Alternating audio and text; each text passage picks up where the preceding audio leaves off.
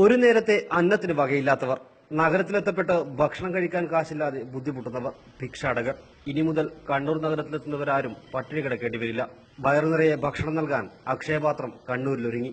Kannur town police സ്റ്റേഷന് മുന്നിലാണ് അക്ഷയപാത്രം.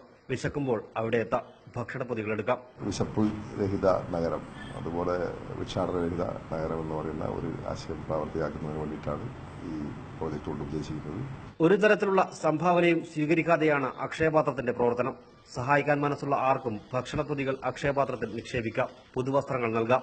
തലശ്ശേരി കേന്ദ്രമായി പ്രവർത്തിക്കുന്ന അത്താഴക്കൂട്ടം എന്ന ഫേസ്ബുക്ക് കൂട്ടായ്മയാണ് പോലീസിനൊപ്പം പദ്ധതിയിൽ കൈകോർക്കുന്നത്. സംസ്ഥാനത്ത് ആദ്യമായാണ് പോലീസിന്റെ മേൽനോട്ടത്തിൽ വിശപ്പുരഹിത നഗരം, ഭിക്ഷാടനമുക്ത നഗരം എന്ന പദ്ധതി ആരംഭിക്കുന്നത്. മിച്ചം വരുന്ന ഭക്ഷണം പാഴാക്കി കളയാതെ ഹോട്ടലുകളിൽ നിന്നും ആഘോഷ പരിപാടികൾ നടക്കുന്ന സ്ഥലത്ത് നിന്നും അക്ഷയപാത്രത്തിലേക്കായി എത്തിക്കും.